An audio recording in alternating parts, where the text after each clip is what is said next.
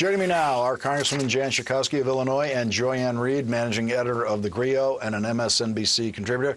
Congresswoman, how long did it take you to decide your position on the Paycheck Fairness Act?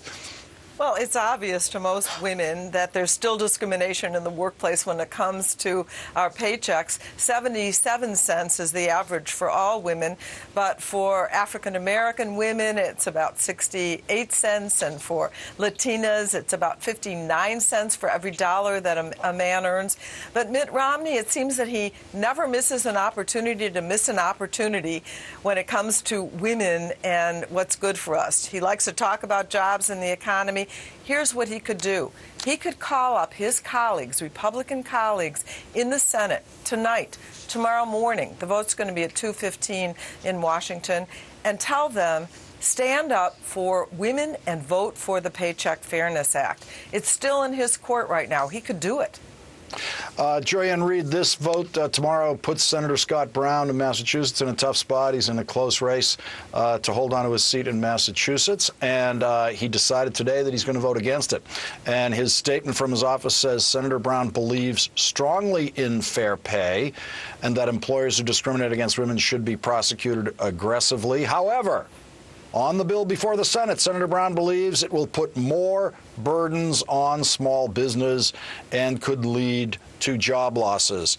Joy-Ann, Senator Brown thinks that not allowing businesses to discriminate against women would just put more burdens on businesses. Yeah, Lawrence, and this is where, for the Republican Party, their loyalties to big business come in conflict with their need to increase their demographic sort of appeal, right? They need to appeal to women. They're only right now doing well with Republican women. They're not really expanding that circle, but business is putting tremendous pressure on Republicans to stay the course and to toe the line when it comes to not doing anything business doesn't like. Business doesn't like regulation, and they see this as a regulation, despite the fact that, you know, this is 49 years after the passage of the Equal Pay Act in 1963, and women are still earning, as Representative Schakowsky said, 77 cents on the dollar. This bill would talk about the remedies that women could employ to try to seek their rights. That's why business doesn't like it.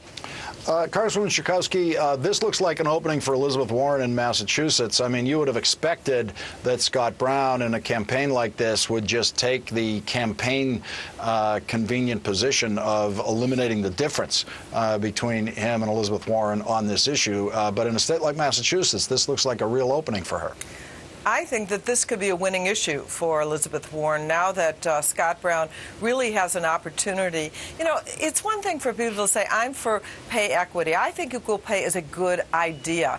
Now there's a piece of legislation before them, and actually it's a pretty modest piece of legislation.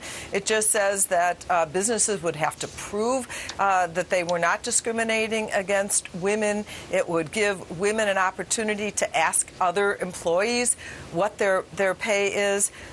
Scott Brown, that's a real phony thing to say, that you're for equal pay, but you're not going to vote for this legislation. I think this is definitely going to help Elizabeth Warren, and it's going to help Democrats who support this legislation against Republicans, because it's another chapter in the war on women, and it's one that really gets at the heart of the economic issues for women. Let's listen to what President Obama had to say about this at a DNC Women's Leadership Forum. As long as I'm president, we're going to keep moving forward. You can count on that. You don't have to take my word for it. You've got my signature on it. Because something like standing up for equal pay for equal work isn't something I've got to get back to you on. It's the first law that I signed.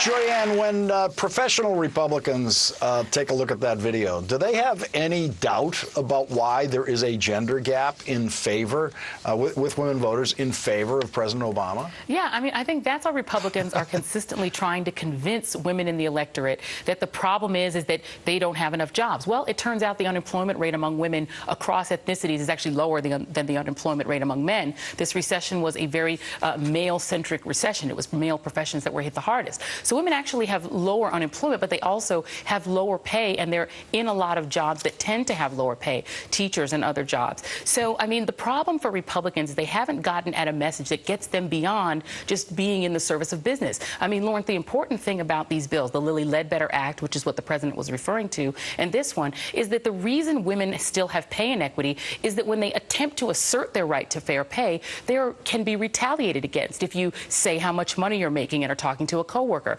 if you attempt to redress grievances, look at the Walmart lawsuit. You still have really systemic lower pay and retaliation. That's what these laws are getting at. Republicans haven't really explained how they would deal with that. Congresswoman Jan Schakowsky and Joyanne Reed of the GRIO, thank you both very much for joining me tonight. Thank you. Thank you, Lauren.